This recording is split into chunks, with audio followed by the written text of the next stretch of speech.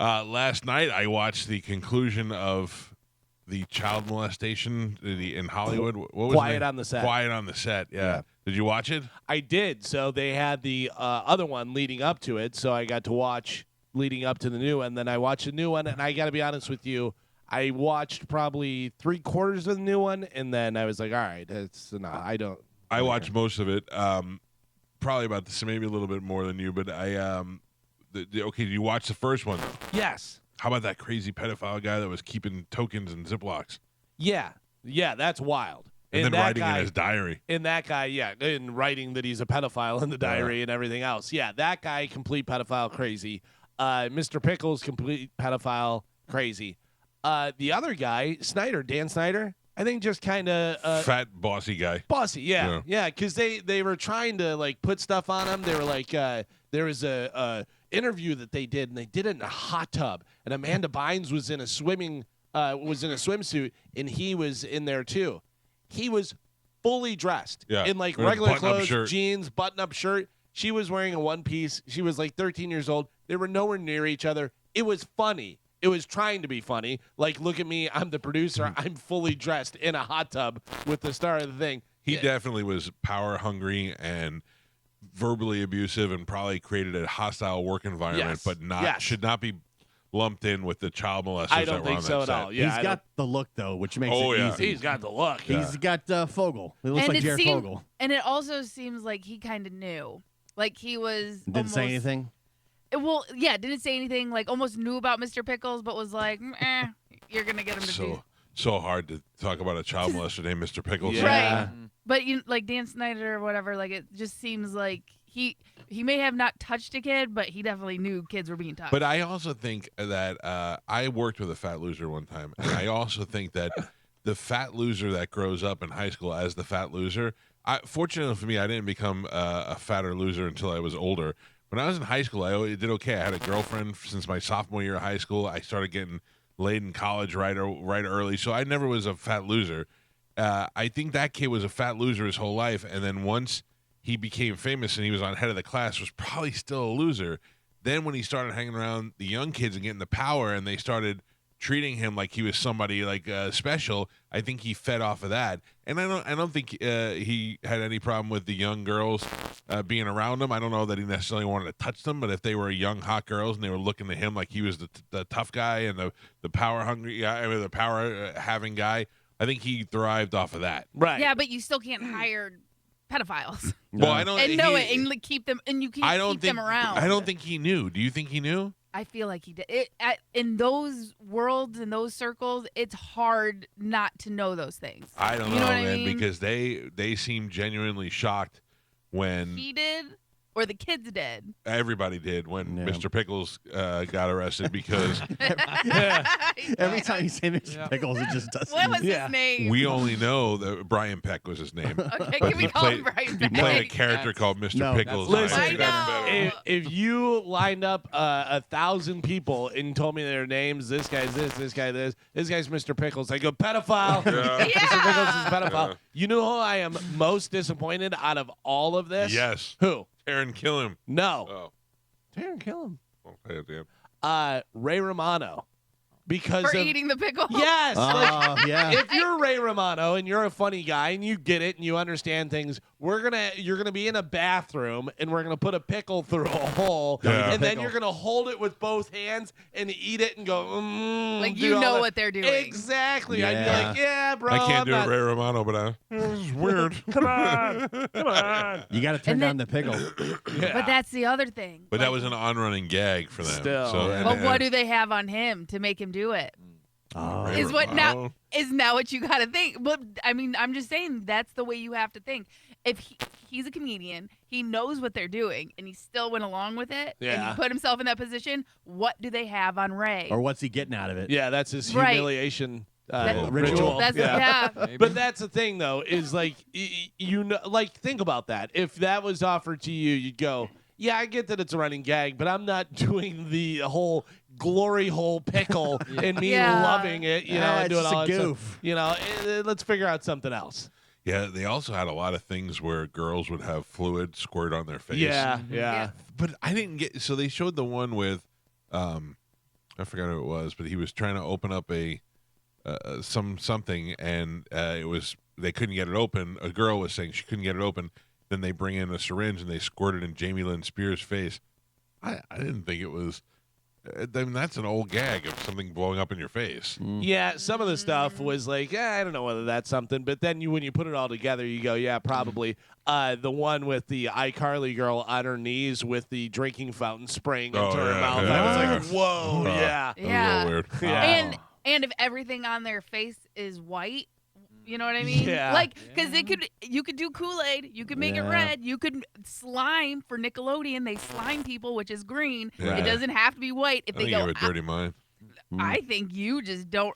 You can't recognize pedophiles. Listen, I'll Like- tell you what I did recognize was the fact that Drake Bell's father was his manager, and this guy got in his ear enough to make him fire his father so that he can get closer to him. Oh man. And the father had been calling this guy out, so he's like, Yeah. I don't want him near my son. I don't want him rubbing his arms.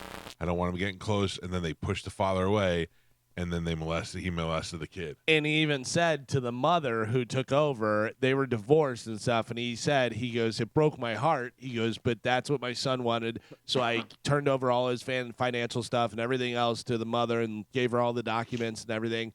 And I told her, do not leave him alone with the Brian Peck. Yeah. Do not leave him alone with him. And then, of course, the first thing was, well, you live too far away. I'll come pick him up. Yeah, And you then sleep at my house. Yeah, it was just ridiculous. You've got master manipulators and these kids where their careers, or they feel that their careers, their success is on the line at all times. And the parents who want their kids to have success Yeah. at any cost. So Drake Bell's father seems like a good guy. Seems like he was trying to do the right thing. And he was talking about how he would notice stuff and he'd be like, hey, that's not cool. Stop that. And, kind of went at this guy. But then they showed a video of this guy with Leonardo DiCaprio. Yep. And it was an interview where they were talking about, because he worked on Growing Pains, and he's rubbing his arm and touching his elbow and stuff. Man. And it is, you can tell, it's like too much. Uncomfortable. Yeah. Even Leo, you could see him kind of like flinching away a little bit. What about Josh? Was he was the fat one? Yeah. too? Yeah. Nobody was Nobody liked the interested in fat him. Too fat to, Oh. So the way they got Drake was sleeping at his house, and Drake said one day he was sleeping, he woke up, and this guy was performing I imagine going down on him. Oh my gosh. Yeah, and he was a kid. He was like 14 years old. So he's like, "What do you do?"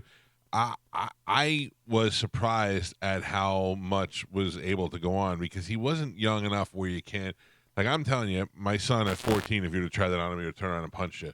Where Drake seemed to give into it a little bit. Yeah, but if he's holding that over his head, like, do you want more airtime? Do you want this? I'm in the writing room. I'm not I know the blaming. director. I'm not blaming him. Like, I just wonder doesn't matter how old you are. what was, because mentally he was freezing up. It was like I couldn't do anything. I couldn't fight back mentally. So Well, they say a lot of times that happens to rape victims. They're just in such shock I'll make you that they go into statue mode, and they just literally just go into they can't move, can't do anything, can't talk, they are literally just statues. In the way he explained it, too, he said, I was 15 years old. I woke up with this happening, didn't know what to do. He goes, I can't drive. So now do I call my mom, tell her what happened, and wait in this guy's house while she comes and picks me up? Like, I didn't know what to do. I've been constantly, since my kids were 3 years old, saying, don't let anybody touch your wiener. Yeah. Don't let Joey, it was like, all right, I get it. I know what to do, But, I mean, I would take him to Coach's house to work out on Sundays, and either if I couldn't stay, I'd be like, I'd pick him up, and I go, how was it? Good, yeah, anybody touch your wiener? Like, I made it almost like a joke where if something ever happened, he would feel comfortable telling me, But I fault no one for this. The father and I just know as a... What's that? I said besides No. Brian I mean, Peck, for what I'm about to say. Oh, okay. This is not a tough guy speaking. This is a father speaking. If that happened to me, I'd look at my wife and I'd go, I'm going to go to jail for a little while. There's no way in the world I could let that slide. Oh, yeah. Yeah, there's no way. Sometimes, sorry. No, go ahead. I was saying sometimes you see these videos of like child rapists in court, and the father will jump over them and try and attack the guy and stuff. Tom Calta has it all worked out. Yeah, right. how do you even let it get to that point? My father was like, we were watching some sort of news thing about this, and my father was like, I already got it all planned out. I go, what? What do you have planned out? And he's like, if somebody ever did something to your sister, I go to court, I sit on their side behind them, I bring dental floss and sharpened pencils because they won't go off through the metal detector. Yeah. And he goes, and I lasso him with the dental floss, and I stab him in the neck with the pencil. I was like, slow it down. Yeah. Slow it down. I Hey. mean, he's got the whole plan. thing figured out. I like it. Yeah. That's how they took out Luca Brasi. Well, Yeah. That's right. and so back to like the kids and stuff. The crazy thing is this has been going on for the longest time. Have any of you guys seen the Shirley Temple interview with Larry King? No. So this is from '88, and she's a grown adult and stuff like that, and she's talking about going to either CBS or Warner. She's trying to change studios basically, and she says during the interview. It was her and her mom. They split them up with different executives. They go in there. The mom goes into a room, and the executive that she goes the room, he's completely naked. Oh. And just like, what's up? Oh yeah. And then she goes into a room with another executive, and he starts doing very suggestive things and getting naked in front of her. And then they both left, and they laughed, and it was like, oh, I think we like it better over there. That's Never Hollywood. mind. And they didn't sign it, but this was an interview on Larry King, and it gets buried, but like the clip keeps popping up when these things I happen. have to imagine back then, like especially when Shirley Temple was a child actress, like back then they were just doing whatever they wanted. Right. And you're No a cell woman. phones. Shut your mouth, woman. Yeah. Or shut your mouth, little girl. And you can hide it way easier. Yeah. Good grief. I couldn't even imagine. Yeah, you think of any star from back then, you're like, well, she definitely had to bang like everybody. Darla used to get trained by the little Yeah, rascals. yeah. But that's the thing. Like, this has been going on, and this is like a known Hollywood thing. Like, how does it keep happening is what it blows my mind, I guess. Well, so here's where I brought up Taron Killam, whatever his name is. At the end of the show, I had read this. I didn't know when they were going to bring it up, but several people, they found out that, so the people doing the documentary found out that several people wrote letters in support of Brian Peck. Drake Bell said when he went to court, it was Brian Peck's side was filled with supporters. His just had him and his parents, or him, his mother, and his brother. Brian Peck, again, Mr. Pickles. Mr. Pickles, yeah. Yeah. So, and he said, he goes, we were allowed to make statements before sentencing. And he said, and I didn't make a statement to Brian Peck. I turned and looked at all his supporters, and I said, you people are all responsible for this. This is what you have to live with for the rest of your life now, knowing that you're supporting this guy.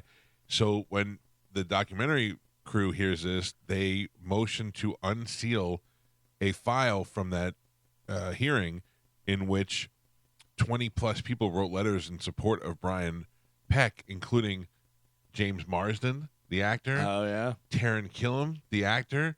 Joanna Kearns, who was on Growing Pains. Sure, yeah. Some of them commented after and said we had no idea what the situation was when we wrote that letter.